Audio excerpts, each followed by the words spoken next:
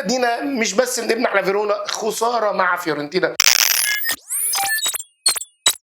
خساره يعني مع الرأفه من فيورنتينا 2-0 للفيولا او لفيورنتينا على اليوفنتوس على ملعبنا وعلى ارضنا. ده المتوقع لكثير من الجماهير، ثقه كبيره في خسارتنا وفي الاداء الغير مشرف اللي احنا شايفينه. يمكن كنت متخوف من اللعب في الظهيره ولكن مش بهذا الاداء. وفي نفس الوقت كل اليوفنتيني حول العالم عارفين قد ايه ان فيورنتينا النهارده كان هيلعب بغل، وزي ما احنا شفنا ولا كأن يعني كان هم اللي هيتأهلوا اوروبا لو فازوا مش احنا.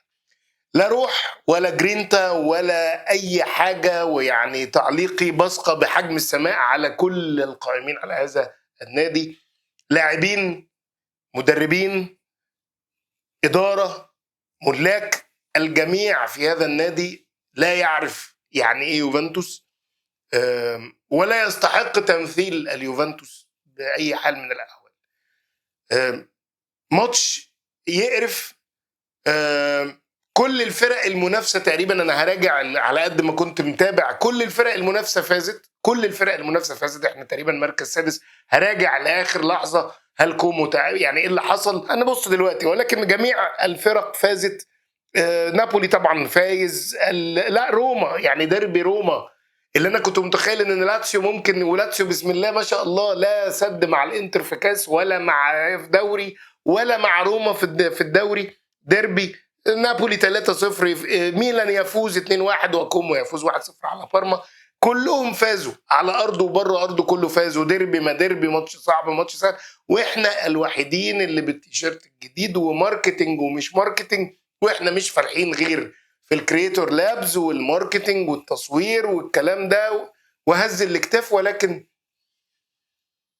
انا بحاول اتمالك اعصابي لان حق ربنا الامور بقت مستفزه جدا. سباليتي يعني انا حاسس ان احنا التاريخ بيعيد ذاته ونفسه. خلاص هو بقى في كم لعيب بكم تشكيل. يعني انت ماتش زي ده ليه بتبدا بكوب ماينرز؟ يعني اللي انا عايز اسال سؤال، ترام اذا كان جاهز، قلنا الموضوع ده اتكرر اكتر من مره، ابدا بافضل تشكيل واحسن تشكيل علشان تضمن، وبعدين اتصاب ولا حصل ابقى غيره. لكن انت بديلي بكوب ماينرز اللي كان فشل معاك الماتش اللي فات.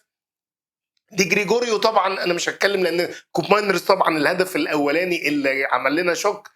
يعني من اول لوكاتيلي النهارده كان سيء للغايه، وكان قائد مهزوز جدا، وكان باين جدا كذا كوره تبقى عنده فرصه يشوط. يعني شفنا مندراجورا الجول العالمي اللي جابه علشان عنده الثقه انه يشوط.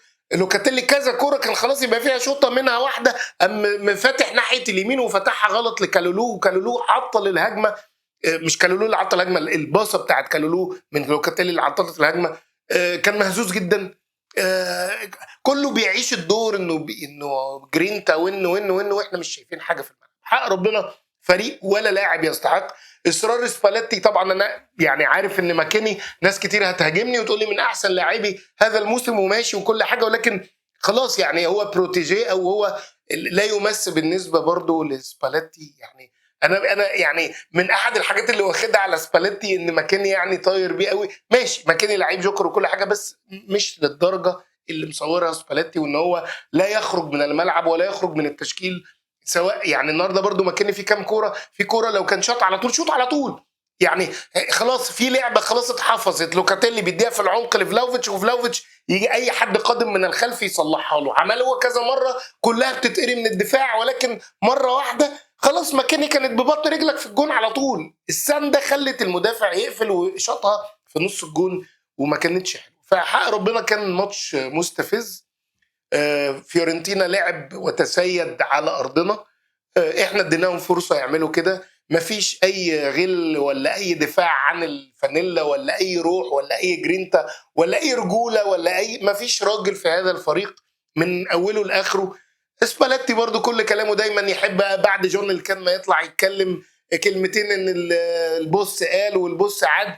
يعني انا شغل الموظفين ده مش هياكل عيش معانا. وفي نفس الوقت يعني ايه، يعني انا الجو كده مش عاجبني في اليوفنتوس. يعني ما حدش حاسس بالموضوع، بقى شغل شركات وشغل ماركتينج وشغل تسويق وشغل فلوس وسلام عليكم وعليكم السلام، لا حد فاهم كوره ولا حد عايز يلعب كوره، وحتى سباليتي متوسمين في خير، ولكن اكتر يعني تكرار الغلط اكتر من مره، لا انت كده عندك مشكله. ما ينفعش ان انت كل مره تغلط بنفس الطريقه، وما ينفعش ان انت كل مره تغلط وتعمل نفس المشاكل وتعيدها هي. فبصراحه ربنا يعني ماتش مستفز مستفز مستفز، وتأهل في الغالب راح خلاص. يعني احنا محتاجين فوق المعجزه، وللاسف انت يعني اسعى يا عبد وانا اسعى معاك، انت اساسا مش مساعد نفسك عشان حد يساعدك. فهنقول ايه؟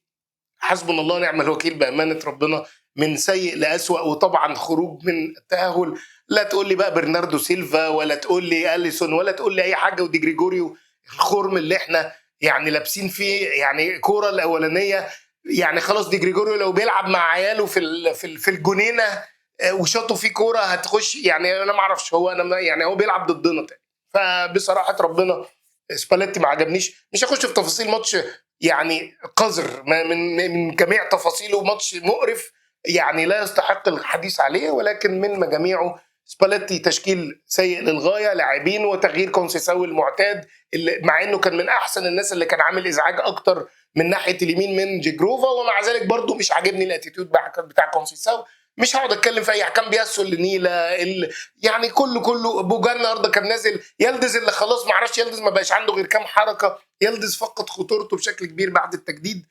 المواضيع بصراحه ربنا من سيء لاسوء في اليوفنتوس، والقادم في ضباب وفي يعني ظلام دامس.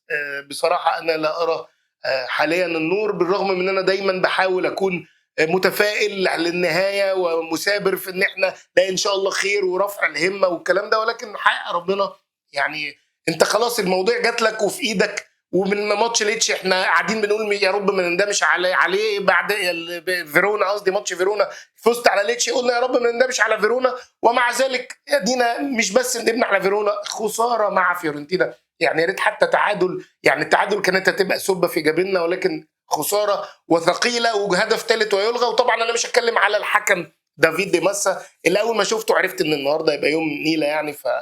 المهم مش هقول هارد لك يا جماعه، يعني ربنا يصبرنا، كله يقول لنا الله وربنا يصبرنا، ويعني يا رب اليوفنتوس يقوم لقومه تاني من اللي احنا شايفينه ده، ربنا يستر. طبعا يا جماعه بعتذر عن اللايف اللي فات لظروف ما كده يعني خاصه، فبقى يعني ادردش معاكم اللايف الجاي احكي لكم ان شاء الله. يا رب ان شاء الله يعني اتمنى يوم الجمعه او قبلها بعدها يعني يكون لنا لقاء اللايف بتاعنا ان شاء الله، لان انتوا فعلا وحشتوني. بعتذر مره تانية على عدم مقدرتي يوم الجمعه على الظهور في اللايف، ان شاء الله يكون لنا اللقاء بتاعنا وهعلنه قبليها باذن الله. وحشتوني جدا. الا اول مره يشوف القناه دي، مش قناه بس عن اليوفنتوس او عن الكوره او عن الكالتشو، لا فيها كلام طبي وكلام عام. بصوا على كل القوائم، يا رب كل من يدخل القناه يجد ما يمتعه وما يفيده. لو لقيتوها قناه تستحق الاشتراك، ما تنسوش تعملوا اشتراك عشان يوصل لكم كل جديد. ربنا يدينا العمر والصحه ونتقابل على خير سواء اللايف الجاي او الحلقه الجايه، والسلام عليكم ورحمه الله وبركاته.